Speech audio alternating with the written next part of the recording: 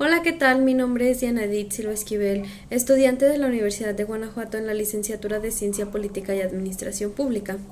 En este video analizaremos el tema de la reforma político-electoral impartida en 2022 en México por el presidente Andrés Manuel López Obrador, en donde expondremos los principales motivos y los principales puntos que propone esta reforma. Propone iniciar una nueva etapa electoral del país, adecuar el sistema político electoral y se busca ampliar la representatividad hablando de poderes públicos.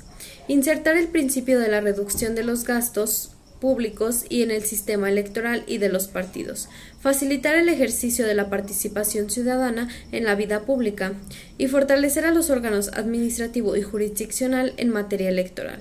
Y como principal punto se propone reformar 18 artículos de la Constitución Política de los Estados Unidos Mexicanos, esto con principales objetivos, los cuales pueden ser: dar al país un sistema electoral que brinde seguridad, respeto al voto, la honradez, legalidad y garantizar libertad política a todos los ciudadanos sin censura alguna.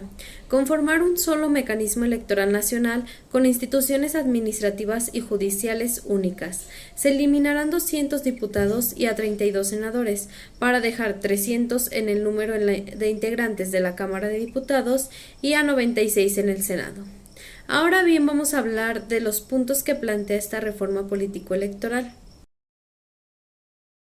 Como primer punto, tenemos el financiamiento a los partidos políticos en donde se propone eliminar el financiamiento con respecto a las actividades ordinarias de estos partidos y que estos partidos se mantengan de sus propios militantes. Los financiamientos solo seguirán otorgándose para el gasto que generan las campañas durante la contienda electoral. Como segundo punto, encontramos el acceso a los partidos en la radio y televisión con fines electorales. Se asignarán tiempos electorales de 30 minutos diarios, tanto en la radio como en la televisión, a los partidos políticos, las candidaturas independientes y al Instituto Nacional de Elecciones y Consultas, del cual hablaremos en este tercer punto. En este va la unificación de las autoridades electorales, administrativas, jurisdiccional y la extinción de los organismos públicos locales y tribunales electorales de las entidades federativas. Con esta propuesta se busca fortalecer la democracia y garantizar un cumplimiento de la voluntad popular. Propone iniciar una nueva etapa electoral en el país, transformando la institucionalidad electoral al suprimir al Instituto Nacional Electoral y crear en su lugar el Instituto Nacional de Elecciones y Consultas.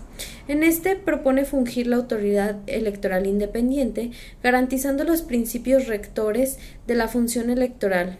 Esta sería la única autoridad administrativa del país. Esto es un tema muy importante porque realmente esto es algo nuevo porque ya tuvimos al IFE, tenemos al INE y próximamente podríamos tener al INEC. En el cuarto punto está la conformación del Instituto Nacional de Elecciones y Consultas y de la Sala Superior del Tribunal Electoral del Poder Judicial de la Federación.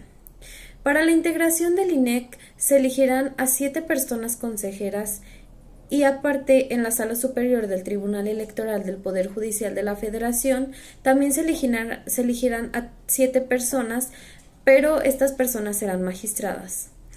El quinto punto nos habla de la elección mediante sistemas de listas por entienda federativa, reducción del número de las legislaturas y de los legisladores. Bueno, aquí se propone un método de elección que mejora buscar la representación ciudadana.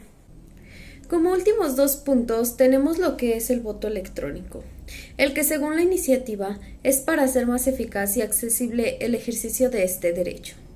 El otro punto y último sería la reducción de los integrantes de congresos locales, ayuntamientos y alcaldías.